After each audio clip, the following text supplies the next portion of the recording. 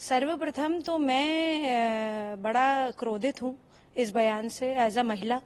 और मुझे नहीं लगता है कि इतने बड़े विधायक दल के मुखिया होने के नाते इनको इस प्रकार की टिप्पणी करनी चाहिए थी। दूसरी बात है, विधान जो भवन होता है, विधानसभा जो होती है, वो बहुत ही गौरवान्वित और प्रतिष्ठित भवन है देश का। बिहार से कितने लोग आईएएस पीसीएस निकलते हैं, इसका मतलब है लोग बड़े पढ़े लिखे हैं, बड़े सुलझे मानसिकता के हैं।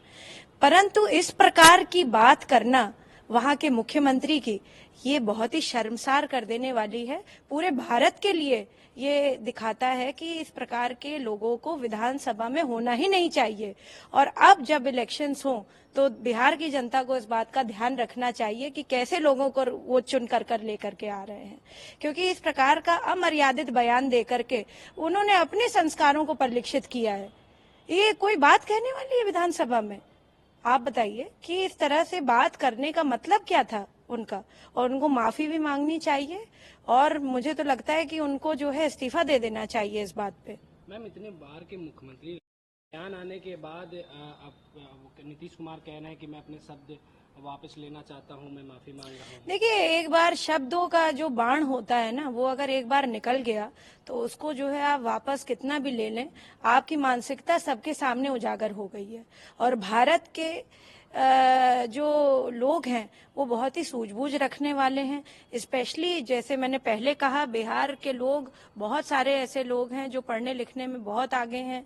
विपरीतार्थ परिस्थितियों में उन्होंने इतना बड़ा सर्वश्रेष्ठ एग्जाम, भारत का आईएएस का एग्जाम जो है पार किया है, और लोगों ने बहुत ही कम रिसोर्सेज में इस एग्जाम को पार किया। इसका मतलब है कि बिहारी जो माइंड है वो बहुत ही ट्रेंड और बहुत ही अच्छे हैं। कितने सारे साइंटिस्ट हैं बिहार से जो अभी भी जो है यहाँ के भी शोध में जो है अपना रिसर्च कर रहे हैं, और बाहर भी नासा में भी हैं, कार्यरत हैं। तो मैं समझती हूँ कि इस तरीके का बयान देना वहां के मुख्यमंत्री का, ये बहुत ही शर्मनाक है।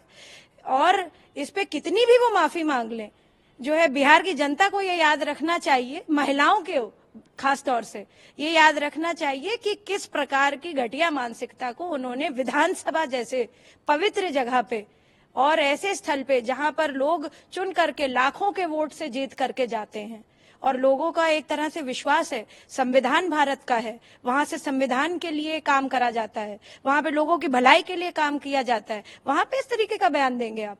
ऐसे लोगों को जो है निकाल बाहर फेंकना चाहिए। मैम, क्या लगता है इंडिया गठबंधन में जो तमाम पार्टियां हैं उनका आप गठबंधन, इंटर स्टेट कितने जो है चुनाव हो रहे हैं, क्या दिख रहा है आपको? ये सिर्फ जो है ढकोसलेबाजी है, ये लोगों को बेवकूफ बनाने का तरीका है।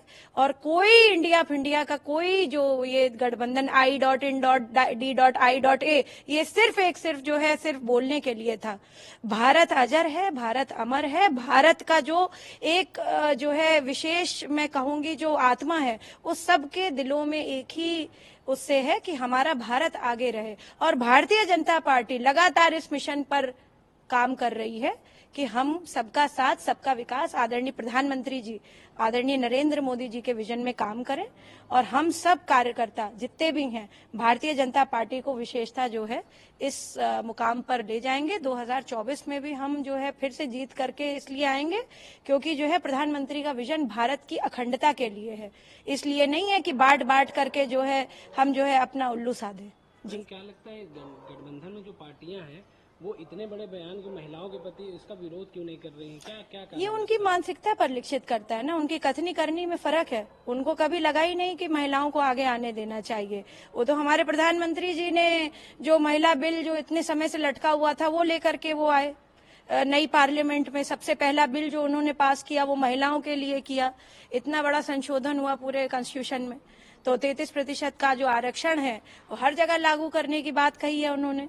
अब वो एक अलग विषय है कि उसमें जो है कुछ क्लॉजेज हैं जिनको ध्यान में रखना पड़ेगा, पर जो है वो बिल तो पास हो गया ना प्रधानमंत्री जी की वजह से, नरेंद्र मोदी जी की वजह से। तो ये भारतीय जनता पार्टी कभी कथनी करने में फर्क नहीं करती है। और ये जितने विपक्षी हैं इनके पास कोई एजेंडा नहीं बचा, इनके पास कोई जो है मापदंड नहीं बचा, तो इसलिए अब वो अपनी बात कर रहे हैं। कभी महिलाओं के बारे में उन्होंने सोचा नहीं, जबकि जो है कितनी सारी महिलाएं जो है मुझे लगता है कि और भी पार्टीज में हैं, उन्होंने कभी नहीं सोचा। बट वो उसी तरह से हैं कि भाई पारिवारिक दृष्टिकोण से हैं। भारतीय जनता पार्टी में परिवारवाद नहीं है बिल्कुल भी। वो अपने मेरिट पे लोग आ रहे हैं, अपने मेरिट पे लोग कर रहे हैं। और प्रधानमंत्री जी का जो विजन है वो बहुत क्लियर है। भारत की अखंडता कैसे रहे, भारत की महिलाएं, भारत के पुरुष, भारत के बच्चे, भारत के युवा किस तरह से आगे बढ़े, उस पर उनका एजेंडा है।